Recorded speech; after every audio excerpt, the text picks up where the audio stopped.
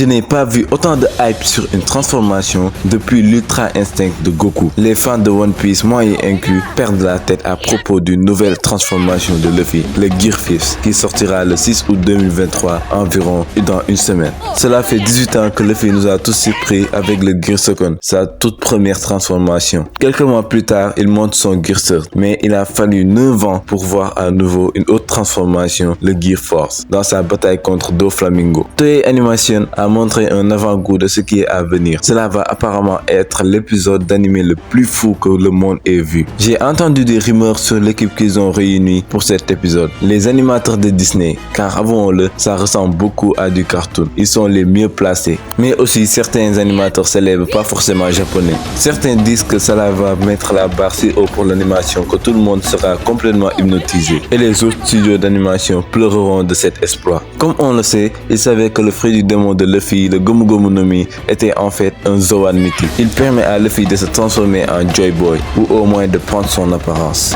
Cette forme lui donne non seulement une puissance énorme, mais il est capable de réécrire la réalité comme bon lui semble. C'est facilement le fruit du démon le plus puissant du manga. La force, la vitesse et la ténacité de Luffy ont considérablement augmenté et atteint celle d'un niveau Yonko, comme Kaido ou Big Mom. Cela permet à Luffy d'effectuer des attaques uniquement limitées par son imagination. Donc finalement, il est devenu une divinité. Il peut littéralement manipuler son corps, la réalité et son environnement autant qu'il le souhaite. Donc je ne vois pas vraiment comment il pourrait perdre avec cette capacité. Le corps en caoutchouc de Luffy devient beaucoup plus dur qu'avant et encore plus élastique. Il peut prendre des coups mortels et se relever sans problème. Il est tout bonnement invincible.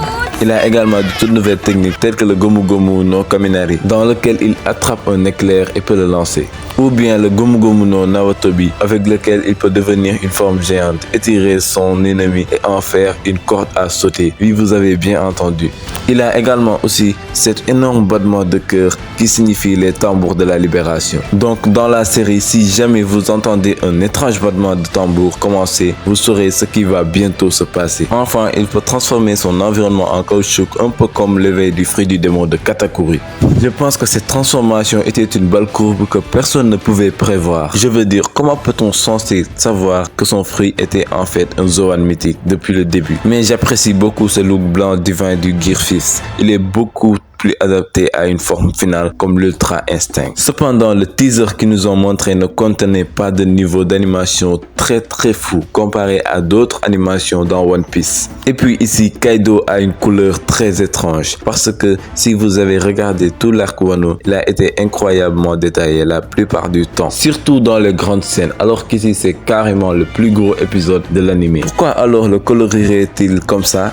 Avec une seule couleur? La seule explication est qu'il y a tellement d'images dans cet épisode qu'il aurait tout simplement été impossible de le colorier avec 2 à 3 niveaux d'ombre, car il y a tellement de mouvements, de vitesse et d'action qu'ils ont dû baisser l'ombrage. Parce que lorsque vous coloriez des milliers et des milliers d'images, chaque niveau d'ombrage au-dessus de chaque image va juste augmenter de manière exponentielle le temps nécessaire pour créer l'épisode. Donc généralement, ce que beaucoup d'animateurs feront pour des images à grande vitesse comme 24 images par seconde, c'est de ne pas mettre beaucoup d'ombrage parce que c'est beaucoup trop de travail.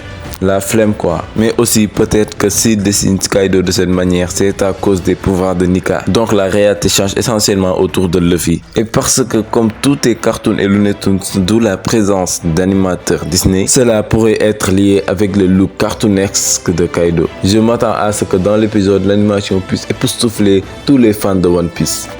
Car c'est un moment unique qui ne mérite pas d'être gâché. Mais il faut dire que la Toei Animation nous pond des épisodes masterclass non-stop. Comment sont-ils capables de créer des animations aussi uniques et puissantes et avec autant de mouvements sans arrêt, comme on le ferait avec une série à très gros budget? Donc je ne pense pas qu'ils veuillent tout gâcher, car le Gear 5 doit être le comble, l'épisode qui dépassera tous ceux venus avant. Je pense que cet épisode sera tellement incroyable que l'on le regarderait encore et encore, sans jamais se lasser. Croyez-moi, cet épisode fera partie de ces œuvres d'art qui vont révolutionner l'animation japonaise. Dites-moi ce que vous pensez du Gear 5 dans les commentaires.